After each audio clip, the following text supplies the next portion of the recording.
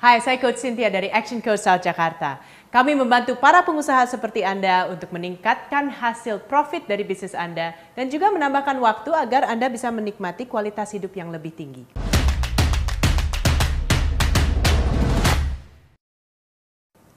Hari ini ayo kita bicarakan bagaimana cara meningkatkan penjualan, average sale. Jadi ceritanya gini, orang udah beli, kenapa cuma beli satu produk? Orang udah buka PO, kenapa PO-nya cuma 1 juta? Ya, nah di sini yang kita seringkali loss ya, karena kita terlalu sibuk mencari customer baru, kita terlalu sibuk mencari leads baru. Tapi customer yang sudah order itu tidak di upsell, tidak di cross sell, tidak dicoba, tidak ada sistem di perusahaan Anda untuk mengencourage orang-orang Anda atau mengingatkan orang-orang Anda agar mereka terus menambahkan nilai dari setiap pembelian customer. Ya, jadi mulai dari sekarang, tolong saya minta Anda jangan salahin karyawan Anda. Wow, karyawan saya sih saya udah ingetin berkali-kali. Oke, tapi kalau belum disistemasi, tidak ada insentifnya atau tidak ada fokus organisasi untuk ke situ, ya tetap aja karyawan is karyawan. Anda mau expect apa? Ya kan? Jadi mereka harus juga dibantu dan harus dipimpin. Selalu saya bilang kalau karyawan Anda kurang perform, artinya bosnya kurang bagus. Oke, atau sistem usahanya kurang bagus. Ya, yuk kita ningkatin ini sama-sama. So, beberapa pertanyaan untuk di awal ya. Apa sih yang market Anda butuhkan? Apa keseluruhan kebutuhan market Anda? Contohnya, kalau Anda jualan baju, ya kita udah lihat sekarang kan. Kalau Anda toko itu cuman baju tok, baju atasan tok, ya kan. Otomatis paling orang beli 1-2 aja udah cukup banyak ya untuk budget mereka untuk itu. Tapi sekarang kan kita lihat banyak kan, ada aksesoris, ada tas. Nah ini yang saya maksudkan adalah apa kebutuhan mereka. Tapi itu standar, kita udah tahu toko baju, ada aksesoris, ada tas, ada segala macam, bahkan ada celana, kadang-kadang ada sepatu. Tapi kalau kita lebih kreatif lagi, ada beberapa toko baju yang sudah ada tailoring service. Jadi kalau celananya kepanjangan dia bisa potongin. Ada yang sudah bisa beli online dan dia kirim, tapi ada biaya pengiriman. Jadi itu meningkatkan juga average sale karena ada biaya pengiriman dan ada juga biaya servis, ya kan? Ada juga yang ada dry cleaning mungkin, ya kerjasama lah. Bukan artinya sekarang Anda harus buka dry cleaning, tapi kerjasama untuk servisnya. Ya, ada juga mungkin customer ada produk-produk yang mereka beli misalnya untuk perawatan kulit atau perawatan suede atau perawatan baju-baju tertentu, ya kan, itu juga ada produk perawatan. Jadi disitulah yang Anda mulai berpikirkan, oke, kalau saya mau meningkatkan rata-rata penjualan saya, apakah produk grup saya sudah cukup luas? Ya. Nah, kalau misalnya itu udah luas, that's good, ya. Terus pertanyaan kedua adalah apakah Anda sudah menggrouping? Jadi contohnya begini, kami pernah mengcoaching toko cat. Ya, toko cat itu punya sebuah checklist. Jadi kalau Anda sudah sampai di kasir atau mungkin sambil Anda belanja, ya, kalau orang salesnya ketemu sama Anda, belanja apa Bu? Saya mau cari cat, saya lagi renovasi rumah, saya lagi ngecat rumah. Oke, good. Dia lagi bawa cat kan? Atau dia bilang, oke, saya mau cat di warna merah misalnya. Terus habis itu orang salesnya bilang, oh good. Udah ada ininya belum, brushnya belum, kuasnya belum? Oh ada kayaknya. Nah ini ibu beli 2 warna kan, kuasnya 1 apa 2 yang di rumah?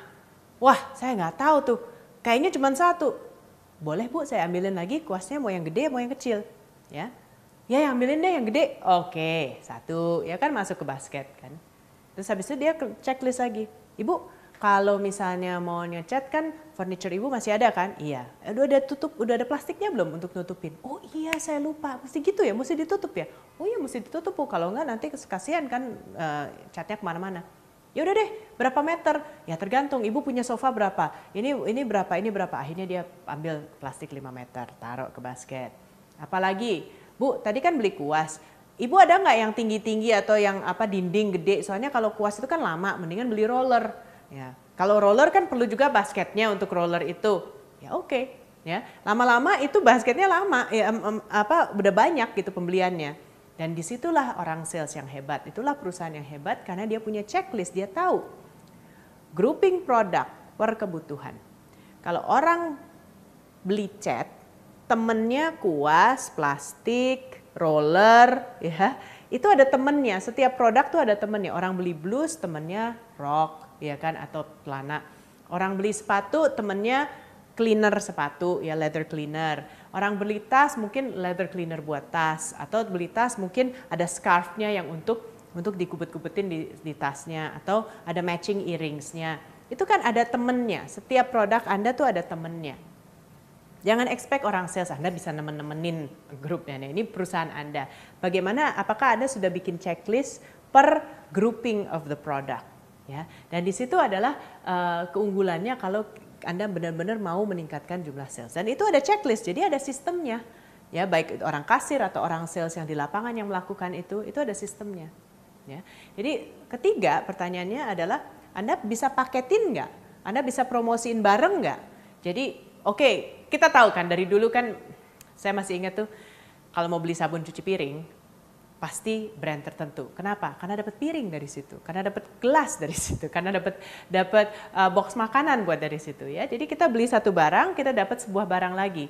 Atau kadang-kadang dengan harga yang mungkin lebih tinggi tapi dapat dua botol. Nah itu pikir kalkulasi. Kadang-kadang saya di supermarket juga saya berdiri di depan produk, saya kalkulasi kan. Terus saya bilang, oh ya lebih deal itu. Ya udahlah, cincai kita juga sama aja kan produknya. Ya kita ambil yang ada paket dealnya. Ya, itu yang Anda bisa lakukan. Banyak sekali sih. Kalau di buku Instant Cash Flow itu ada sekitar 60-an strategi lah untuk meningkatkan jumlah penjualan. Tapi saya mau bagikan beberapa. Ya. Tapi intinya tugas Anda sebagai pengusaha adalah bikin sistem dan bikin program ini. Jangan expect orang sales Anda secara otomatis tahu. Ya, atau berkreasi sendiri. Kalian harus kreatif dong. Kalau pengusaha aja nggak kreatif, bagaimana gue mau kreatif? Ya kan? Itu yang tantangan saya untuk Anda sebagai seorang coach. Oke, jadi kalau misalnya kita udah bahas itu semua, saya mau perhatikan beberapa hal. Karena kadang-kadang strategi Anda udah bagus. Anda meningkatkan penjualan Anda. Ada moving banyak produk. Tapi kok cash flow Anda dan profitabilitas Anda nggak naik? Nah, kita ngomong dari sisi keuangan dan bisnis. Apakah Anda sudah memilih produk yang profitable dan high cash flow? Saya nggak tahu ya di industri mana, tapi kalau untuk retail contohnya, hanya demi ngejar omset, Anda grouping produk-produk yang profitnya sangat tipis. Atau mungkin di sistem Anda harus fokuskan orang sales Anda ke produk yang profitnya lebih tebal. Ya dulu itu yang saya kerjakan. Jadi kita ada sekitar 100-an unit of inventory, ya. Dan saya harus fokuskan orang sales menjual produk-produk yang profitable. Dan secara magic profit kita naik. Ya of course lah, kalau misalnya setiap produk yang mereka jual profitable ya pasti profit perusahaan naik. Saya pernah coaching sebuah restoran kayak Sunda gitu ya, kayak restoran kuring-kuringan. Pada saat mereka evaluasi, mereka melihat bahwa ternyata produk gurame, apapun, gurame mau diapain, mau digoreng, dibakar, itu paling profitable. Jadi kalau pelayan-pelayan dan server kita itu bisa mempromosikan gurame, itu perusahaan akan meningkat dari sisi profit. Jadi saya masih ingat itu bulan Januari, bulan libur, restoran itu di Solo, saya ingat, dan mereka itu bikin tenda-tenda ya, gurame, spesial ala chef apa gitu kan. Pokoknya menunya yang gurame dikasih foto, yang bukan gurame cuma ditulis aja menunya ya kan. Orang kan biasanya beli apa yang difoto kan. Ya jadi guramenya banyak difoto. Wah, dekorasinya semua gurame-gurame gitu kan. Seolah-olah ya restoran itu hanya jualan gurame gitu kan. Jadi setiap kali pelayan ditanya, spesialnya apa di sini ya? Oh, gurame Bu, yang ini enak ini. Ternyata di bulan Januari itu profitnya naik luar biasa. Karena penjualan gurame yang membuat itu terjadi, ya. If you know product profitability, Anda bisa memfokuskan orang Anda untuk menjual produk-produk yang profitable. Tapi kalau Anda aja nggak tahu, ya nanti random. Anda udah capek-capek mendapatkan strategi dan melakukan strategi ini dan itu, tapi kok profit no up. Omset mungkin naik, tapi kan yang penting profit. Ya. Kalau Anda bukan di industri retail atau Anda di industri B2B atau Anda seorang kontraktor misalnya, Anda juga harus perhatikan cash flow. Jangan sampai Anda mempush sebuah paket atau sebuah promosi yang akan mengikat lagi cash flow Anda. Kalau bisa yang meningkatkan penjualan itu adalah high cash flow item. Jadi bisa jual putus. Ya, jangan jual terus 120 hari kemudian baru bayar, ya kan, padahal materi udah keluar. Yang kedua yang saya ingin Anda perhatikan adalah insentif. Again, apa insentif orang sales untuk memfokuskan, untuk meningkatkan rata-rata penjualan? Siapa yang in charge itu? Kadang-kadang Anda mau melibatkan orang customer service. Apa insentif mereka untuk 3 bulan ke depan untuk meningkatkan rata-rata penjualan? Kalau tidak ada insentifnya, Anda terus mengingatkan, tapi nggak exciting. Orang sales atau orang yang jago jualan itu suka main game, ya kan? Bikinlah sebuah exciting, sebuah kontes ya, siapa yang memenangkan ini dan ada prize-nya seperti itu ya. Nah, jadi dari segala ide ini, apa yang Anda mau lakukan dulu? Oke, semoga Anda sudah mencatat banyak, tapi yang penting adalah teruslah edukasi diri Anda sendiri, find out tipe-tipe strategi yang baru, dan bagaimana caranya bukan hanya Anda fokuskan ke mendapatkan customer baru, tapi juga meningkatkan penjualan Anda di customer-customer yang sudah siap beli dan sudah beli. Oke, so saya berhenti di situ dulu. Semoga Anda menikmati juga implementasinya dan mendapatkan banyak hasil. Silakan juga ke fanpage kita dan berkomunikasi langsung dengan kita untuk memberitahukan apa kesuksesan Anda. Anda punya pertanyaan, silakan posting di situ. Ya, saya Coach Cynthia dari Action Coach South Jakarta. Sampai ketemu di video berikutnya. Salam sukses.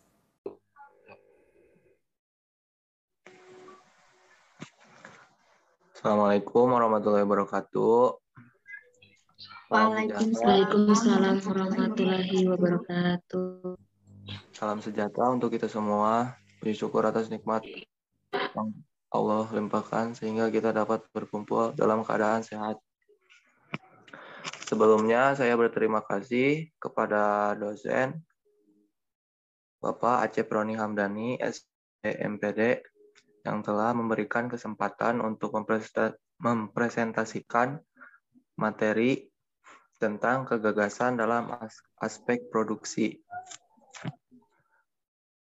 Untuk materi yang pertama yang akan dijelaskan oleh Wisnu, kepada Wisnu, saya persilahkan.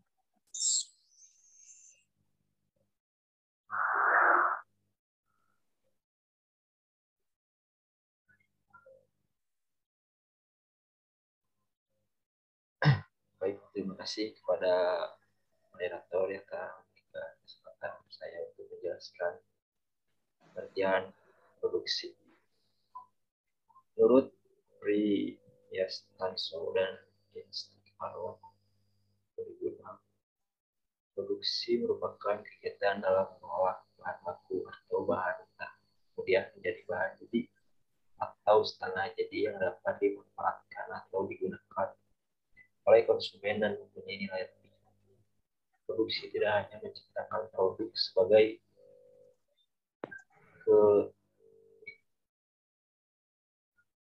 keluaran atau output, namun juga menggunakan berbagai faktor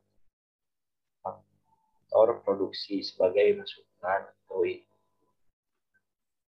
secara umumnya produksi itu diartikan sebagai suatu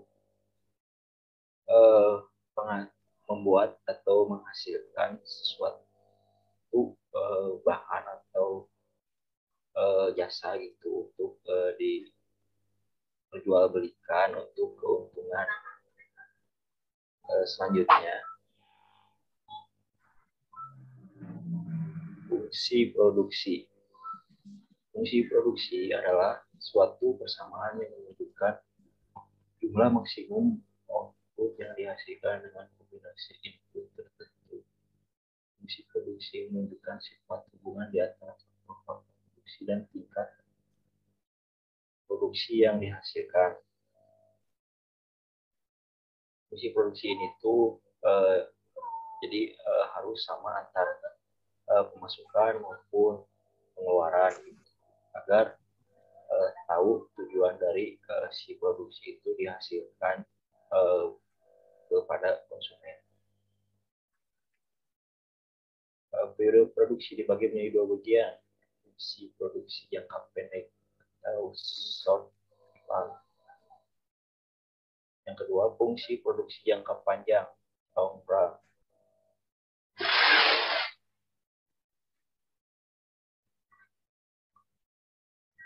Selanjutnya, kebutuhan proses. produksi. Sebelum melaksanakan proses produksi terlebih dahulu perlu dirancang kebutuhan sarana dan prasarana yang akan digunakan dalam menghasilkan produk. Sarana dan prasarana yang sering disebut sebagai input produksi yang meliputi bahan, tenaga kerja, mesin, peralatan, lokasi, dan biaya atau uang. Mungkin sekian yang bisa saya jelaskan. Selanjutnya saya kembalikan kepada moderator. Baik, terima kasih kepada Wisnu.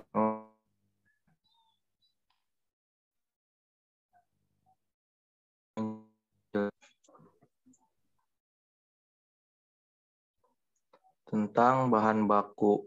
Yang pertama ada kualitas baik.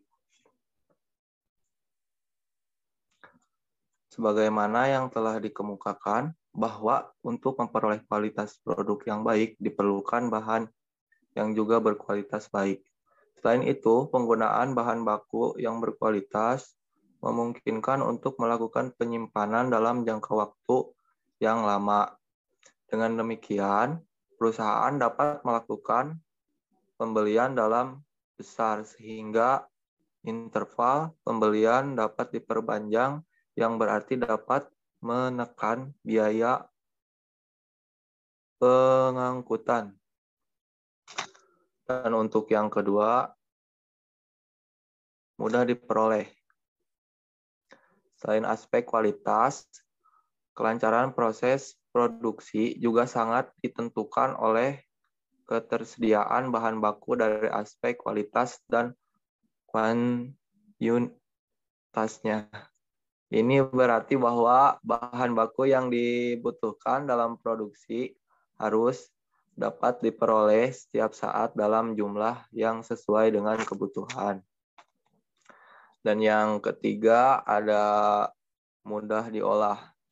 Bahan baku yang digunakan sedapat mungkin mudah diolah karena bahan baku yang sulit diolah biasanya memiliki konsekuensi terhadap biaya produksi dan pada akhirnya juga akan mempengaruhi pada harga jual produksi.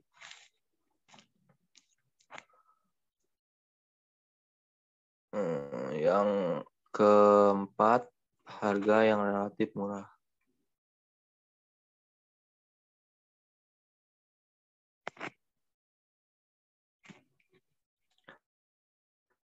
Produksi. Untuk materi yang kedua itu ada biaya produksi. Biaya menurut perilaku dan biaya menurut jenis. Sekian dari penjelasan saya. Dan untuk materi ketiga saya serahkan kepada Francisca. Kepada Francisca dipersilahkan. Terima kasih kepada moderator. Yang sini saya akan menjelaskan mengenai mesin peralatan. Mesin dan peralatan yang digunakan dalam suatu proses produksi memiliki peran di dalam keberhasilan perusahaan dalam menghasilkan produksi, baik dalam hal kuantitatif, kualitas maupun kontinuitasnya.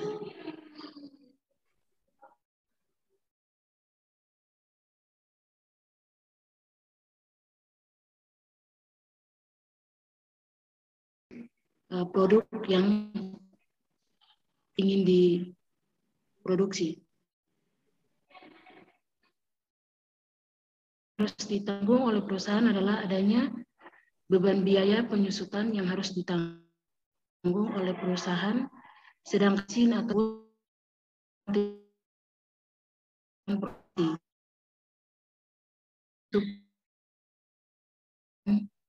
produksi yang jarang.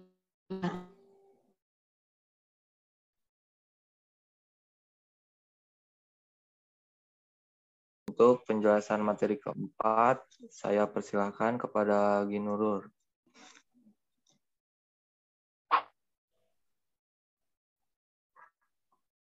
Baik, terima kasih kepada moderator. Di sini saya akan menjelaskan materi mengenai proses produksi. Proses produksi adalah dihasilkannya suatu produk sesuai dengan jumlah dan mutu yang diharapkan oleh pasar dan perusahaan. Kemudian, pengelolaan proses produksi berkaitan dengan sifat dan jenis masukan yang digunakan dan produk yang akan dihasilkan. Oleh karena itu, proses produksi dapat dibedakan menjadi dua bagian. Yang pertama, proses produksi berdasarkan wujudnya, dan yang kedua, proses produksi berdasarkan tipenya.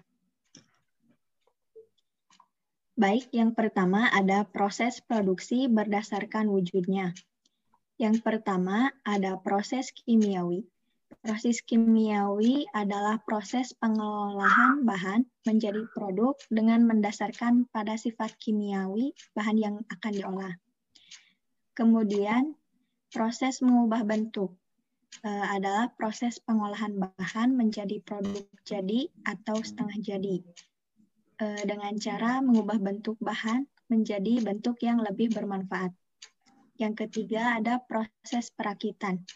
Proses perakitan adalah proses menggabungkan komponen-komponen produk menjadi produk yang lebih bermanfaat.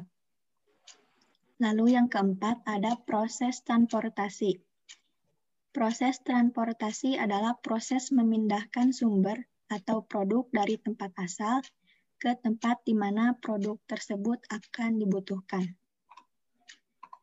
Yang selanjutnya, proses produksi berdasarkan wujudnya. Proses produksi berdasarkan tipenya.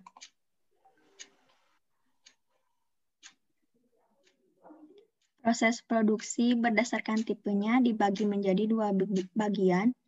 Yang pertama, proses berkesinambungan. Bentuk produk yang dihasilkannya itu bersifat standar dan tidak tergantung pada spesifikasi pemesannya. Kemudian tujuan produksinya pada umumnya ini untuk persediaan, kemudian dipasarkan. Lalu yang kedua, proses terputus-putus. Proses terputus-putus adalah proses yang biasanya menghasilkan produk yang berbeda-beda. Kemudian prosedurnya juga berbeda-beda.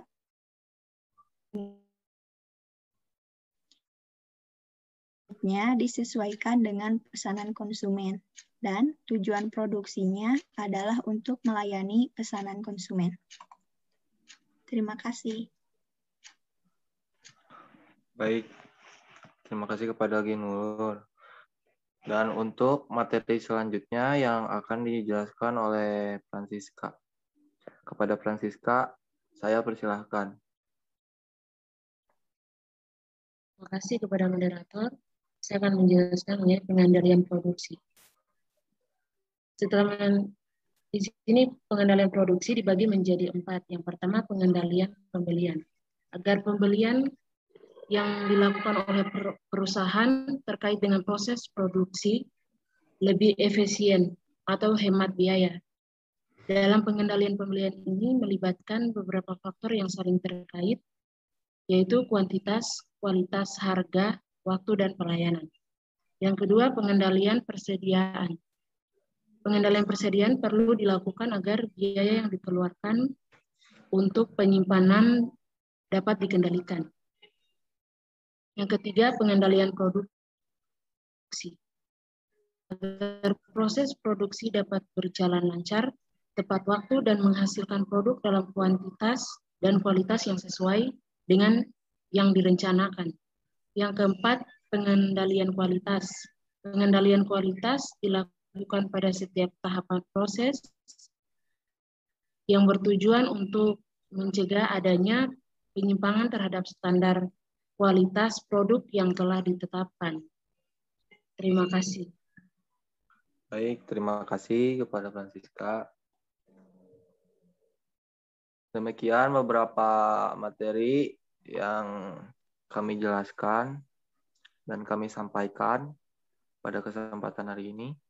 Saya mohon maaf yang sebesar-besarnya apabila ada tutur kata maupun tindakan yang kurang berkenan bagi rekan-rekan saya sama Bapak dosen. Dengan ini presentasi saya tutup. Terima kasih atas kehadirannya. Assalamualaikum warahmatullahi wabarakatuh. Waalaikumsalam warahmatullahi wabarakatuh.